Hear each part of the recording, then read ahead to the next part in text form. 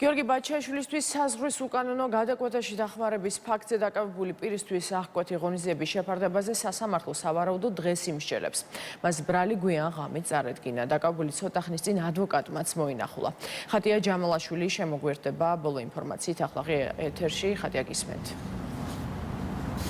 დაკავებული შოთა ქარუმიძე, რომელიც ახლა ზაჰესის დროებითი მოთავსების იზოლატორში იმყოფება, ელოდება აღკვეთი ღონისძიების შესაფარდებლად სასამართლო პროცესის ჩანიშვნას. მას ბრალი უკვე წარდგენილი აქვს, როგორც მისი ადვოკატი ვარაუდობს, პროცესი უკვე რამდენიმე საათში ჩაინიშნება, რადგან ჩვენი ინფორმაციით პროკურატურამ უკვე მიმართა სასამართლოს აღნიშნული პროცესის ჩანიშვნის მოთხოვნით. ასევე ადვოკატის მოლოდინი არის, რომ სახელმწიფო ბრალდების პოზიციონირება არ იქნება პატიმრობის მოთხოვნა, თუმცა ვნახოთ როგორი იქნება პროკურატურის პოზიცია და რა პოზიცია იქნება დაცვის მხარეს. ადვოკატის ინფორმაციით, დაკავებული შოთა ქარუმიძე წარდგენილ ბრალს აღიარებს, ის აცხადებს, რომ მან დახმარება გაუწია გიორგი ბაჩიაშვილს საზღვრის უკანონოდ კვეთაში, თუმცა ის აცხადებს, რომ მას არ ჰქონდა ინფორმაცია, რომ იმ ავტომობილში, რომელთაც ისინი გადაადგილდებოდნენ საზღვრის გადასაკვეთად, იყო მოწყობილი სამალავი. ადვოკატის ინფორმაციითვე შოთა ქარუმიძეს დაუკავშირდა მისთვის იმ დროისთვის უცნობი პიროვნება და მას არ ჰქონდა ინფორმაცია, რომ ეს იყო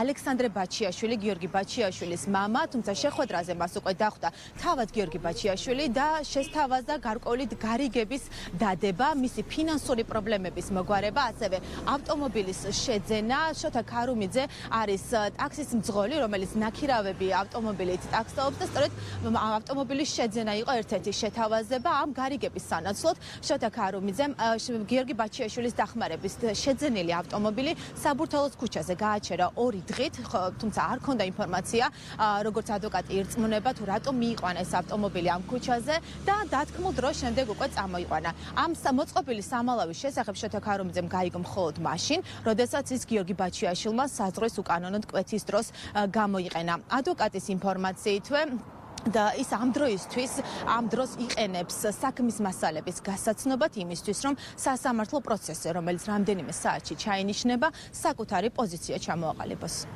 ის აღიარებს ბაჩიაშვილთან კომუნიკაციას, ბაჩიაშვილის მეშვეობით ავტომანქანის შეძენას,